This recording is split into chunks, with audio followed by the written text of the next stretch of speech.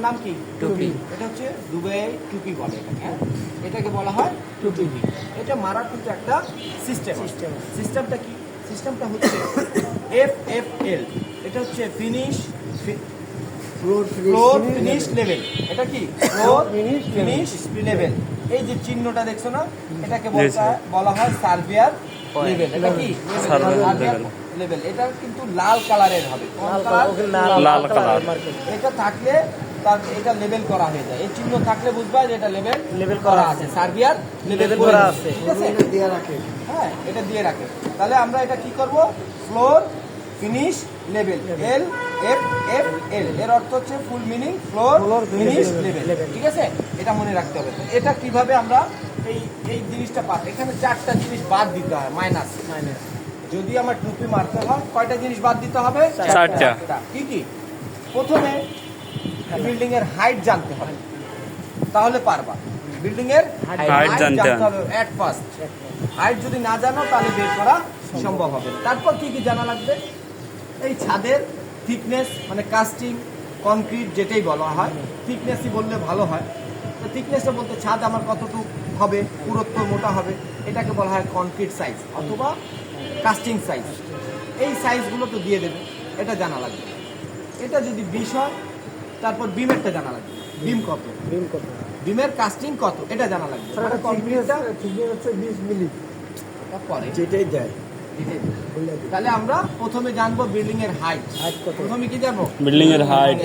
তারপর জানবো আমার স্ল্যাবের হাইট কত, কাস্টিংটা কত বা ঢালাই কত হবে। তারপর বিমের ঢালাই কত, এটা জানা লাগবে। জি স্যার। তারপর এই ফ্লাইয়ের থিকনেস জানা লাগবে। ফ্লাইয়ের স্ট্যান্ডার্ড সাইজ হচ্ছে 18 mm। 18 mm বিশ্বে চলে। ছাদ হোক কলাম হোক 18 mm দিয়ে বানাতে হবে। তারপর আমরা এই লেভেলটা বাদ দিব, ফ্লোর থেকে 1 মিটার। এটা তোমরা 50 সেন্টিতেও দিতে পারো, 70 সেন্টিতেও দিতে পারো, 80 সেন্টিতেও দিতে পারো এবং 1 মিটারও দিতে পারো। এটা হচ্ছে একটা একান্ত নিজের ব্যাপার, তুমি মনে রাখবা কি করে সেটা। তাহলে আমরা সবাই 1 মিটার দেয়, এটা মনে রাখতে সুবিধা। তাহলে এই মিটারটা 1 মিটার আমরা লেভেল পেয়ে গেছি। তাহলে আমরা বাদ দিব কি কি? ছাদের থিকনেস এবং বিমের থিকনেস এবং এই প্লাইয়ের থিকনেস এবং এই লেভেলটা।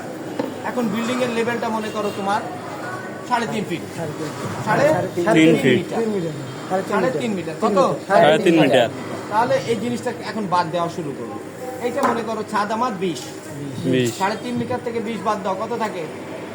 20 বাদ দিলে 330 সেন্টি।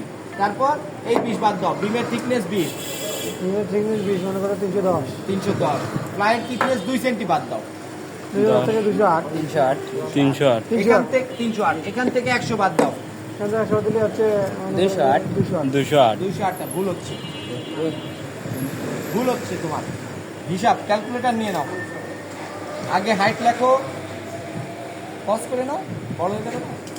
হাইট লেখো 3.5, হ্যাঁ, মাইনাস এখন করবা। Thickness ready? হ্যাঁ, জি স্যার। ছাদের ঢালাই 20 সেন্টি, এই 15 সেন্টি, সরি 15 সেন্টি করে। ছাদের ঢালাই 15 সেন্টি, বিমের ঢালাই 20। আচ্ছা, এই ফ্লাই 2 সেন্টি বাদ দেন।